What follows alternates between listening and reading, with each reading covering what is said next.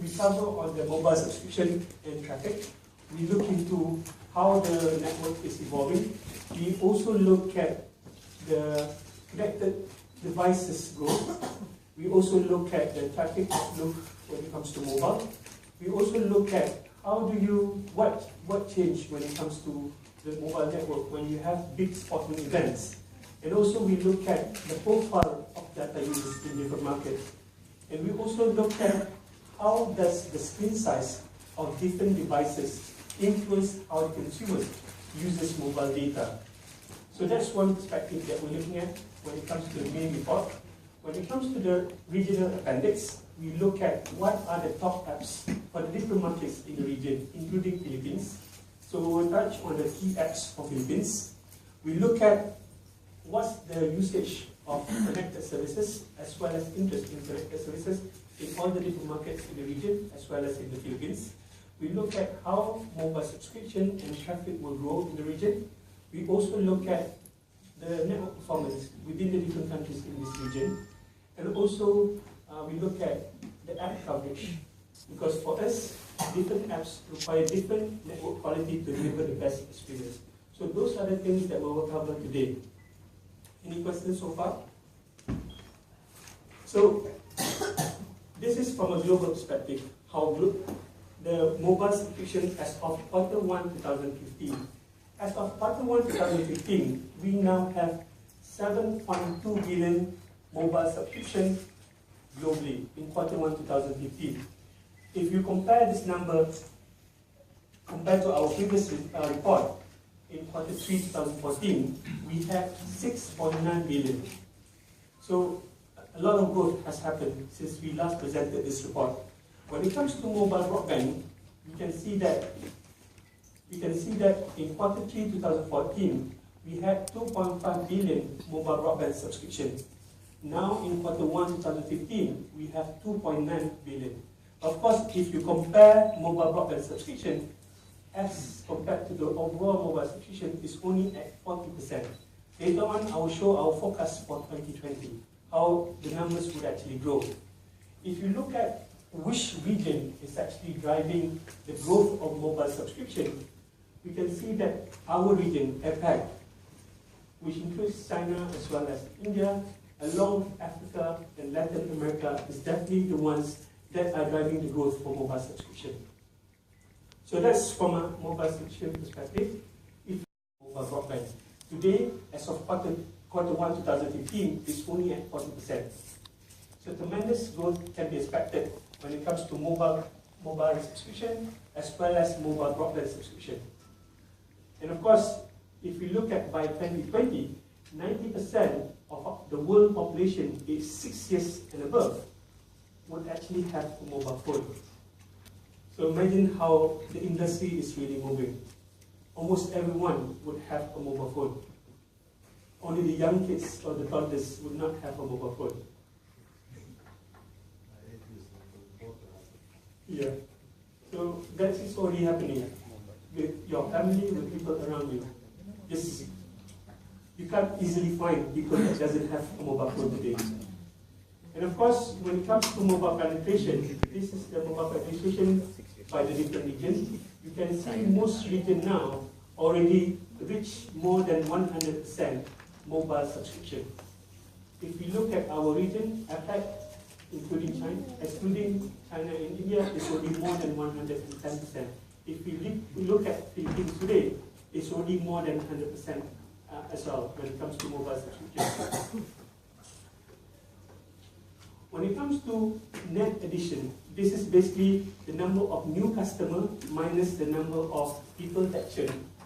So the every new customer, we can see that our region continues to drive the growth of mobile subscription. If we look at back in Q3 2014, one of the top 5 net adds country includes Indonesia from our region. Now in Q1 2015, we also have Myanmar along with Indonesia when it comes to net addition. If we look at the top 11, we have Myanmar, Indonesia, Bangladesh, as well as Vietnam. So our region continues to contribute when it comes to growth of mobile subscription. Here are some key numbers that we have for 2014 as compared to 2020 for our region, South Asia and Oceania. When it comes to mobile subscription, we expect that the growth for mobile subscription will be from 950 million as of 2014, it will grow to 1240 million in 2020. That will be a 4% growth. This is comparable to the global average. The global average is at 5%. When it comes to smartphones, it will grow from 230 million at the end of 2014 up to 790 million in 2020. This will be a 25% growth. And this number is higher, much higher compared to the global average, which is 15%. When it comes to data traffic per active smartphone, it will grow from 1.2 gig per month to 4 gigs per month in 2020. This is a 20% growth. And then when it comes to from 350 to 3,000 petabytes. And this is a 45% growth. The growth rate for global as well as our region is pretty much consistent. When it comes to the numbers of subscribers by technology, if you can see that by 2020, as mentioned just now, we will have 9.2 billion mobile subscriptions. Out of that 9.2, 3.7 million would be LTE, 3.8 would be 3G, WCDMA or SSPA. And of course, we predict that by 2020, 5G will be commercially deployed. Now we are talking about 4G, but by 2020, or we already started to talk now about 5G, but it will be commercially deployed by 2020. And of course, if you look at today, LTE is still very small. This is from a regional perspective. The green bar is actually for LTE. The purple bar is for WCDMA and SSPA. The orange bar is CDMA, and the blue bar is for GSM. For most of the region, as you can see, for Middle East, for Asia Pac, it's still predominantly GSM. Basically, it's still predominantly 2G. Only in North America, you will see a strong representation of LTE. So North America currently has the highest LTE subscribers. And of course, we expect, along with North America, Western Europe as well has a good penetration of LTE. But of course, we expect this to grow in the future. For Asia Pac, we expect by 2020, 40% will be LTE and 40% will be WCDMA, CDMA or HSPA. In the case of North America, it will grow from 40% today to 90% in 2020. If we look at our region, just now was breakdown for the different regions. This is specifically for South Asia and Oceania.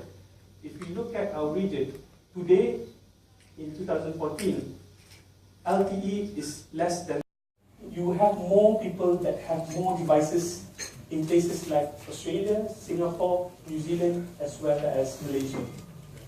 But that will definitely increase in the near future. More and more people will have more devices. And more people would want to connect the different devices to mobile data or internet. This is from another study that we published earlier this year in terms of what are the benefits of having data shared bundle. Because when customers have more devices, definitely they want to be able to connect different devices to the internet. So for the customer perspective, I don't want to have one package or plan for one device and another package for another device.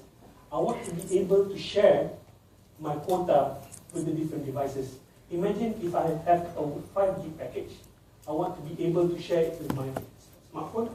I want to be able to share it with my laptop as well as tablet. Or it could be from a family perspective. I could have two kids that wants to use their own smartphone. So if I subscribe to a 10 gig plan, maybe I can share it with my wife, with my kids, or even with my parents.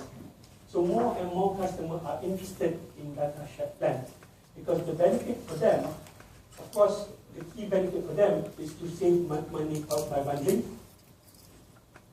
to have one data plan for all the devices, and to have a single bill for the family.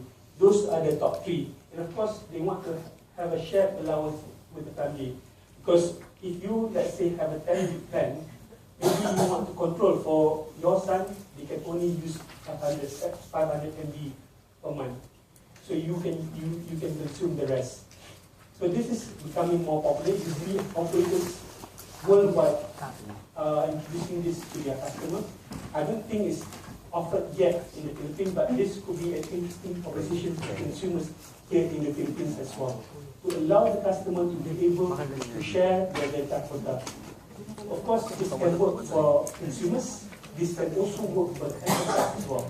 Because imagine a company being able to share data plan among its employees. So this could be one of the possibilities that can be offered by operators here in the Philippines. Moving on, now we look at connected services.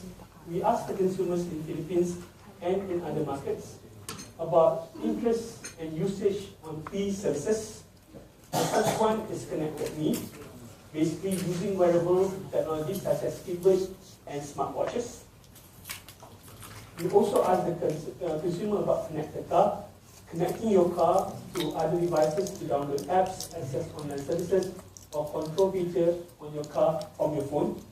We also ask about Connected Home, connecting your home to devices or the internet.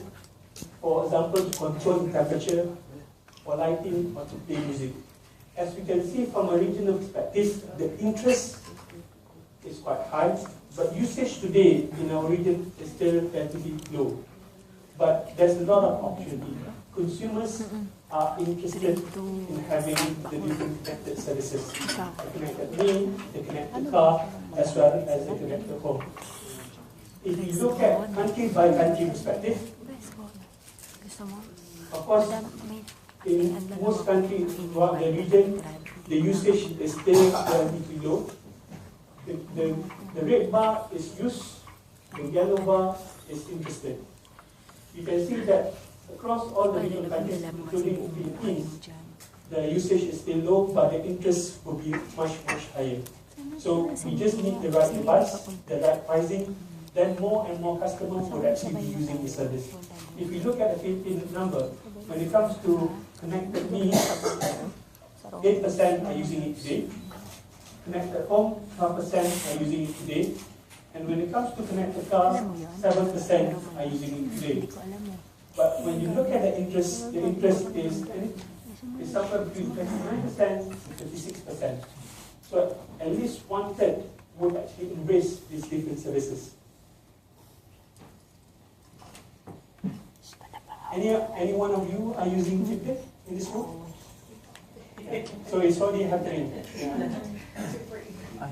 And I think when it comes to Connected Home, people ask, why do you want to connect your home? I think it's more about security concern. It could be you are concerned about your home, or you're concerned about your kids. You might leave your kids at home with somebody to take care. So from time to time, you want to take care, to look at your home or even your kids. So those are the factors that would be driving the usage.